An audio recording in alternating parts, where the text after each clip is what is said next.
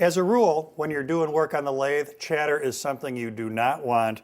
What it means is you've maybe pressed too hard or your chisel is dull and you end up with these funky striations all over your turning. But there is a case where chatter is cool and adds a really nice detail to your work. For example, on these boxes like this, I've intentionally chattered the lid. And that provides this really, really neat detail across the top here. It's very, very unique. I'm going to show you how to do that. It's done with a specific tool, which oddly enough is called a chatter tool. And the deal with this is that I've got this mount here, a piece of steel that projects out of this holding device, and of course that piece of steel is quite thin. So usually when you work on the lathe, you want the tool rest as close as it can be to the cutting action.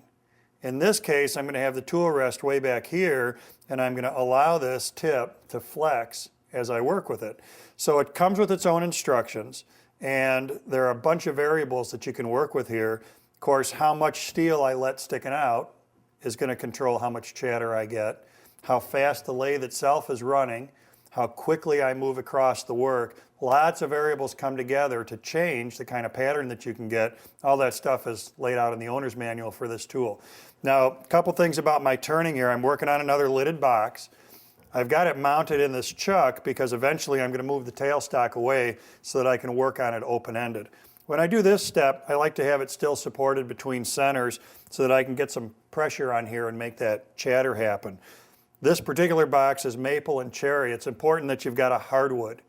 When we cut into this end grain, if it's a softwood like a pine, it just isn't hard enough to create the chatter that we want. It's really just going to tear out. It's not going to work well. The other thing that's important out of that is it is an end grain cut. Face grain on typical bowl work would also not chatter very well. So end grain cut in hardwoods, chatter tool works great. Let me show you the setup. I'm going to move my tool rest back. And I want to get it to a point where, as I said, this is going to cantilever out so that that tip gets the opportunity to vibrate up and down, to chatter up and down. Starting in the center, I'm going to pull that chatter tool out toward the outside. Again, variables, RPM of the lathe, how quickly I move, how much the tool sticks out, all those things affect the pattern. So we're ready to make a cut here. Let me show you how cool this is.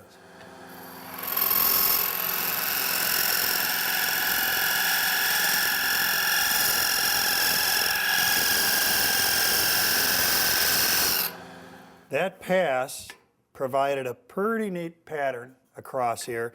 Now I intentionally stopped just a little bit short of the outside.